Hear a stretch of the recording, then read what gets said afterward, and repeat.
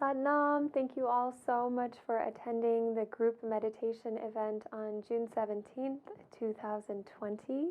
I wanted to take a moment to introduce you to the two meditations that we will be utilizing on Wednesday evening. The first is a Kriya for opening the heart.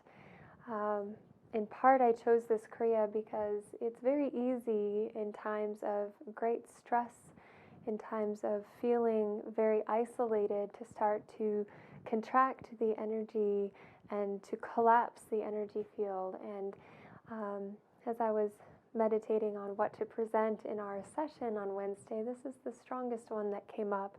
It moves the energy in a really beautiful and powerful way. It reconnects us with all of the energy that is contained in the heart.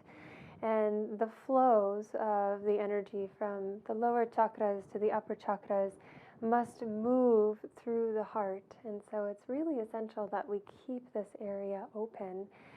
And that will be the first meditation that we'll do. And then we'll follow that with a traditional pranayama of left nostril breathing to promote the moon energy in the body, to promote relaxation. And it's really a wonderful tool to use also in times of stress and anxiety, or just needing a sense of reset, a sense of developing safety and a softening in the system. So the first part of our meditation will be this Kriya for opening the heart. And when it was taught, the minimum amount of time to engage in this practice is 3 minutes. But there is no maximum amount of time. So in Kundalini Yoga, we have very specific timelines that create different energetic shifts in the system, but there are very few meditations where there's no maximum amount of time given. And to me, that really speaks to the power of this meditation and also the necessity of why we would want to bring it into our lives. So the mantra for this is Sat, S-A-T, Kar, K-A-R, and then Tar, which phonetically is T-A-A-R. Sat, when pronounced, is more like Sat, S-U-T, so you'll hear that when I demonstrate it. And there's a strong navel pull on the Sat.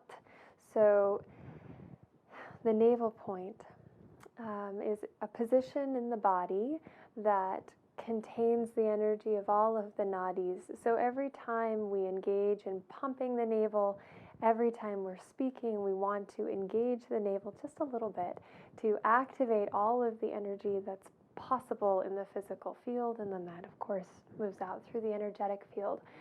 So the Sat will be very short, it will be very strong, and Kar will also have this pronunciation that's a little bit different than when we see an R. We normally, in the English language, have one pronunciation. This is really pronounced more like a D. So Kar and Tar. And if you can roll the R a little bit, that's great. If you want to keep it just sounding like a D, this is fine. So here is the mantra. Sat, Kar, Tar. Sat, Kar, Tar. Sat, Kar, Tar. Sat, Kar, Tar. When we do the practice, it's got a little bit of a melody to it to make it a little less choppy, and so it will flow a little bit more. I find that in my practice, when I'm utilizing this mantra, I will have a little extra navel pull on both the beginning of Kar and Tar, and then you want to release that navel pull in between each recitation. Now the body posturing looks like this. Sat, the palms will press together and make sure that they are touching all the way from the base of the palms up through the fingertips, every finger touching. Sat, Kar, hands will come out about shoulder level, the palms facing away from you. And Tar, you want to open the arms, extend them out from the shoulders, palms facing away from you here.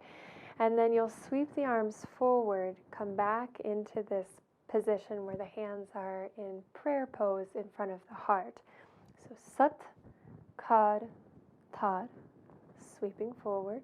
Sat, KarTaar. Sat, KarTaar. Now the energy of this is taking this energy at the heart, moving it out through the auric field, and then sweeping, clearing, consolidating, and then re-energizing the energy at the heart. It will go like this. I'll demonstrate first and then share what just came up.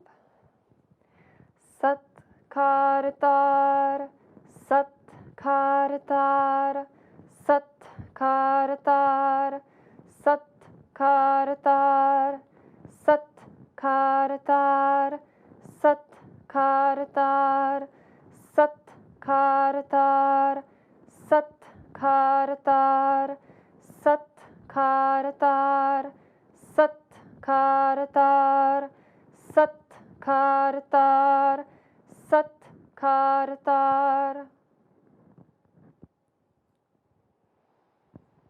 Now, because we'll be engaged in a class setting, we'll be able to hear each other and work with the rhythm that's established.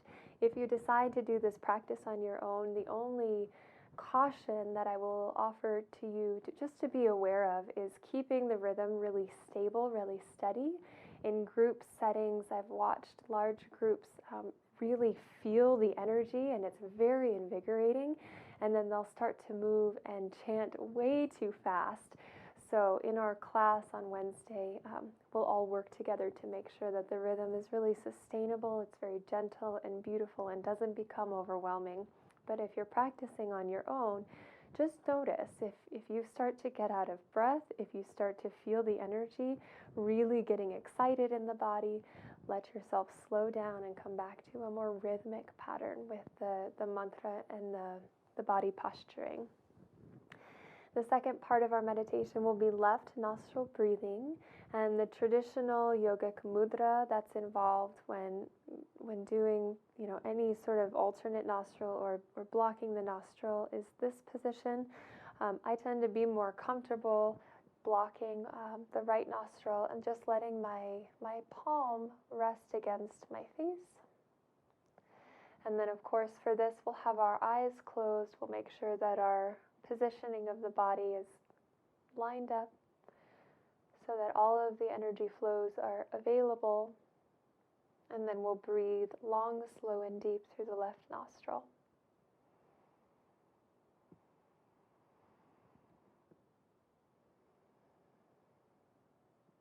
And again, this has a really cooling, sedating, relaxing effect on the body. So we'll open the heart and then we'll enjoy that process of integration while we relax into the system. I look so forward to seeing you then. Have a blessed and beautiful day. Sat Nam.